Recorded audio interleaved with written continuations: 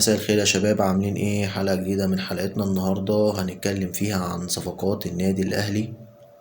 طبعا قبل ما نبتدي الفيديو ما ننساش ندعي لإخواتنا في فلسطين وفي السودان وفي لبنان، وندعي لهم ربنا إن شاء الله ينصرهم على ما يتسموش بإذن واحد أحد.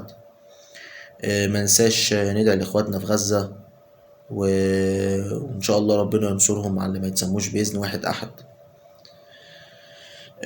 نتكلم النهاردة عن ملف الصفقات. النادي الأهلي في أخبار مؤكدة بأن النادي الأهلي خلص في مهاجم من سلوفاكيا، ودي أخبار مؤكدة.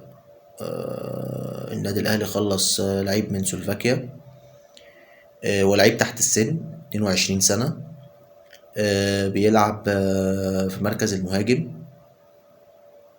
طبعا بالنسبة لباقي الصفقات، النادي الأهلي لحد النهاردة بيتفاوض على وينج اللعيب السابق لنادي الزمالك بن شرقي. طبعا بالنسبة لي أنا شايف بن شرقي لعيب كويس جدا، بس طبعا لو انت هتجيب بن شرقي كان المفترض ان انت تخلي أحمد عبد القادر، لأن أحمد عبد القادر كان أفضل بالنسبة لي بكتير. ليه؟ لأن أحمد عبد القادر كفورمة أو كطريقة لعب في الواحد على واحد تقيل. أنا ما بقللش طبعا من مستوى بن شرقي. بن شرقي لعيب كويس، لعيب ممتاز، لعيب طبعا كتمريرات بيفرق كتير جدا، لان هو من اكتر اللعيبه اللي عينه طول الوقت في الملعب، وبيقدر ان هو يشوف، يعني بيرفع عينيه كتير جدا للملعب. في لعيبه عندنا ما بتعملش الكلام ده، ما بتطلعش الكرة من رجليها كتير، لكن انا شايف ان بن شرقي من النوع ده. فممكن طبعا يفرق في الحته دي، لكن في الواحد على واحد مش هيبقى احسن حاجه. احمد عبد القادر كان بيمتاز بالحته دي اكتر. لعيب عبد القادر عكس بن شرقي، لان بن شرقي زي ما قلت لكم بيطلع الكرة من رجله كتير، لكن احمد عبد القادر ما بيعملش ده. احمد عبد القادر الكرة طول الوقت بتبقى تحت رجله، ودي المشكلة اللي مخلية كولر ان هو ما يبقاش معاه في الفرقة. وان كولر طبعا طلعه من الفرقة على اساس ان يبقى فيه وينج بديل ليه، لكن الادارة طبعا ما جابتش وينج بديل ليه كويس. لحد دلوقتي النادي الاهلي بيتفاوض مع كذا لعيب في الجناح، بس طبعا المشكله كلها زي ما قلت لكم، المشكله هي السيوله ماليه. في لعيب اللي هو ايفرتون، طبعا اللعيب لحد دلوقتي في مشاكل ماديه بين بيتكلم عليها اللاعب، او مش بيتكلم عليها اللاعب، بيتكلم عليها النادي. طبعا النادي الاهلي هو عنده مشاكل ماديه، هي دي المشكله اللي طول الوقت واقف قصادها. بس انا مش شايف ان ده مبرر، انا ما بدافعش عن الاداره، لان انا شايف ان الاداره طبعا غلطت غلط كبير جدا، وكانت ممكن تخلص الصفقات دي من الموسم اللي فات، لان احنا اتكلمنا ان احنا محتاجين تدعيم في الخط الامامي، لكن هما ما عملوش ده. طبعا كلنا شفنا طبعا المشكله اللي دارت بين والد زيزو وكابتن حسين لبيب. كابتن حسين لبيب كان في جلسه امبارح مع والد زيزو اتكلموا عن العقد واتفقوا معاه على فيلا ب30 مليون. وطبعا الكلام بالنسبة للكابتن والد زيزو كان بالنسبة له مش شايف ان الموضوع اتحل. فطبعا الموضوع ابتدى يبقى فيه غضب من ناحية والد زيزو ومن ناحية إدارة نادي الزمالك. فطبعا حاليا انا شايف ان ممكن زيزو يمشي، ممكن زيزو يمشي، ممكن زيزو ما يكملش.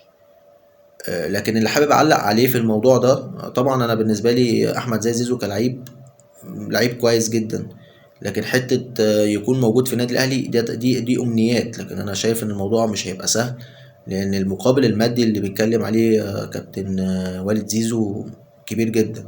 فالنهارده عشان يجي النادي الاهلي فانت اكيد لازم تديله نفس المقابل اللي طالبه، اللي هو المبالغ اللي بيتكلموا عليها دلوقتي.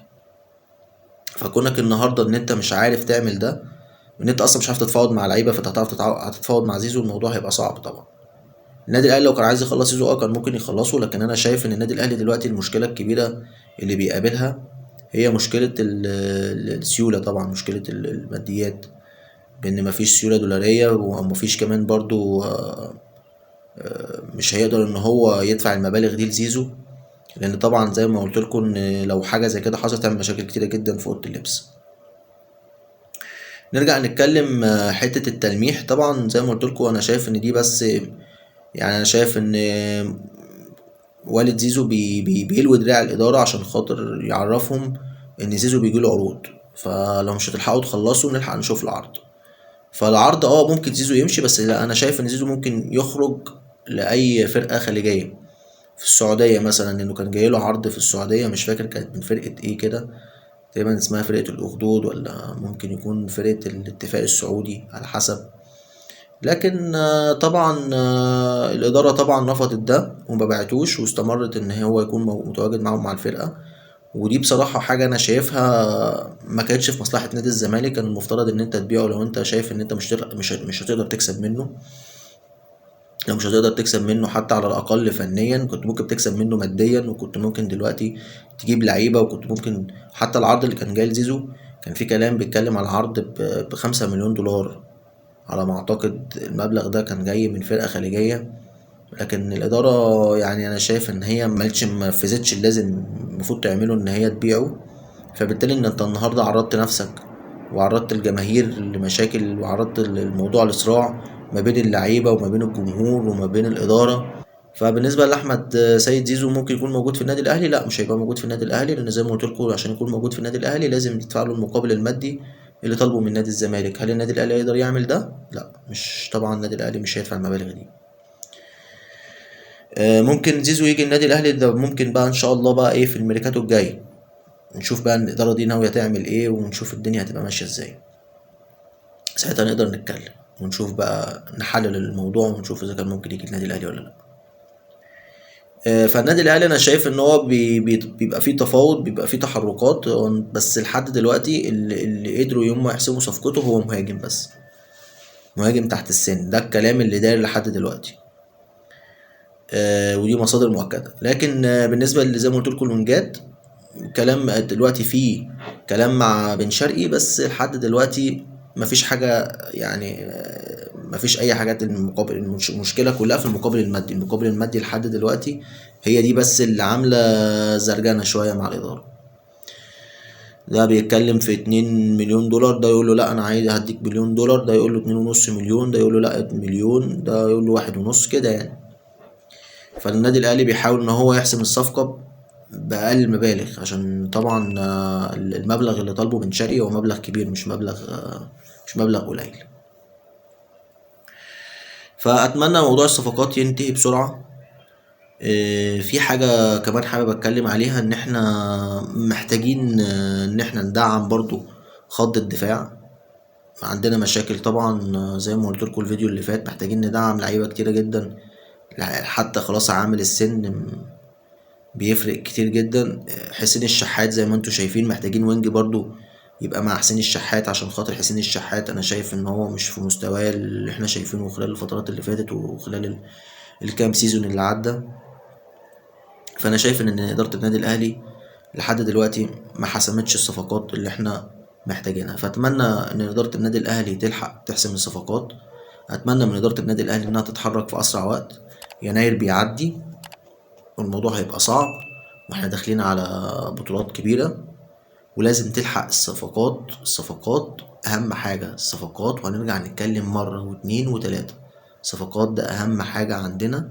مش عايزين نتكلم في اي حاجة غير ان احنا نخلص صفقات، لان خلاص لو الصفقات ما تمتش استحملوا بقى غضب الجمهور. فانا اكتفي بهذا القدر النهارده. ده بس الموضوع اللي انا كنت حابب اتكلم فيه، هو موضوع الصفقات. وان شاء الله اشوفكم الحلقة الجاية بعد ماتش الاهلي وفاركو، هنتكلم في حاجات كتيرة جدا تخص الماتش. انتظروني غدا ان شاء الله. اشوفكم على خيرة الله. السلام عليكم.